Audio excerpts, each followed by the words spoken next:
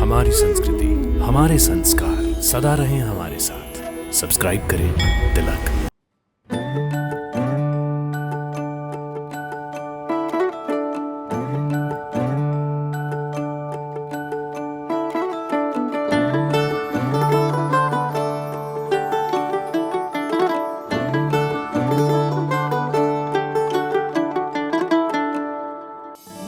हर हर महादेव, जय श्री कृष्ण। आप सभी का हमारे कार्यक्रम दर्शन में हार्दिक अभिनंदन। भक्तों, सनातन संस्कृति का एक महत्वपूर्ण अंग है हमारी गौ माता। भक्तों, गाय संपूर्ण भारत देश में ही नहीं अपितु विदेशों में भी आज पूजनीय है।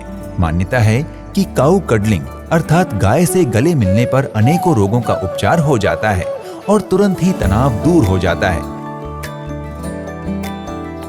इसी विषय पर अनेकों काऊ कडलिंग केंद्र विदेशों में प्रचलित हैं, जहां बहुत अधिक फीस देकर लोग गाय से गले मिलकर अपने रोगों से छुटकारा पा रहे हैं और मानसिक तथा शारीरिक तनाव को दूर कर रहे हैं।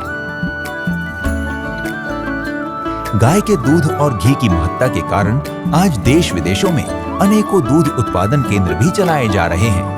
आज भारत में गाय की अनेकों प्रजातियां हैं तथा भक्ति प्रदेश कहे जाने वाले नरसी भक्त के राज्य गुजरात में भी गाय की विभिन्न प्रजातियां हैं, जिनमें मुख्य प्रजातियां कांकरेज, डांगी, गिर और डगरी हैं। इन प्रजातियों में भी सबसे उत्तम प्रजाति गिर गाय की है। कहा जाता है कि गिर गाय का दूध और घी बहुत ही उत्तम होता है। इसमें औषधीय गुण बहुत अधिक मात्रा में पाए जाते हैं। गुजरात में गिर गाय गिर के जंगलों के आसपास के क्षेत्र तथा जूनागढ़, भावनगर, राजकोट और अमरेली जिलों में भी पाई जाती है। ये जो गौशाला है वो गिर गाय की गौशाला है। गाय को हम माता कहते हैं, लेकिन यहाँ पे हम देखेंगे तो ये मॉडल गौशाला है, आदर्श गौशाला है, उसमें माता का स्थान दिया गया है। गिर गाय बहुत कम सेवा के बाद भी बहुत अधिक दूध देती है। साधारणतया एक गिर गाय एक दिन में 12 से 15 लीटर तक दूध आसानी से दे देती है। बहुत अधिक सेवा करने पर दूध की मात्रा बढ़ जाती है।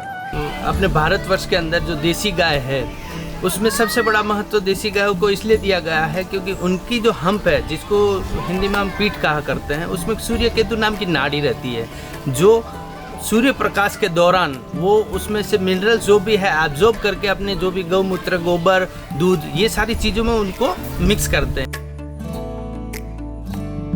जिसके ऊपर खूंद रहती है उसको इंग्लिश के अंदर A2 टाइप का दूध बोलते हैं, मिल्की बोलते हैं, और जिसकी खूंद नहीं होती A1 टाइप का। तो अपने भारत के अंदर ज़्यादातर गाय की, सब गाय की खूंद रहती है, तो उसका दूध A2 प्रकार के होता है और वो उसके अंदर रोग को प्रतिकार करने की ज़्यादा शक्ति रहती है। ऐसा अभी साइंटिफिकली प्रूव हो चुका है।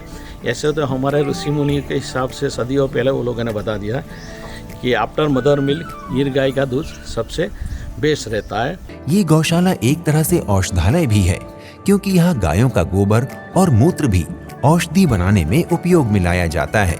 इसके अलावा ऊर्जा उत्पन्न करने के लिए गौशाला में एक गोबर प्लांट भी लगाया गया है।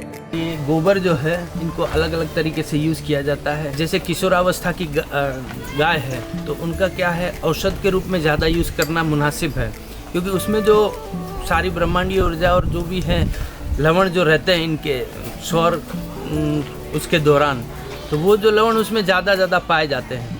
तो ये सारी चीज़ें जो हैं उसमें ज़्यादा प्राप्य रहती है, उसमें ज़्यादा हम ले सकते हैं। तो इनको औषध में यूज़ करना बहुत ही अच्छी बात रहती है। गोबर, गौमूत्र, तो ये सारी चीज़ जो है अपना यहाँ पर एक गोबर गैस प्लांट बनाया गया है जिसमें इसको यूज़ करते हैं। और एक गाय के अंदर अभी ये उसका जो काव यूरिन होता है वो हम खेडूत को बेचते हैं, तो ऑर्गेनिक पेस्टिसाइड की तरह से यूज़ होता है। उसका गोबर से हम लोग एक गोबर गैस बनाते हैं, बाकी जो स्लरी से हम लोग वर्मी कंपोस्ट भी बनाते हैं।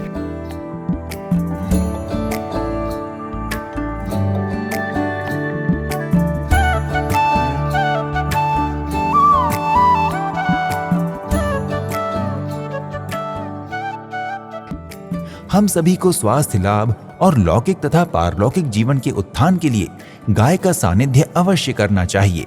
आशा करते हैं कि आप सभी को गाय माता से संबंधित हमारी ये कार्यक्रम श्रृंखला अच्छी लगी होगी। शीघ्र ही आपसे फिर भेंट होगी। प्रणाम। जय गौ माता। इति शुभम।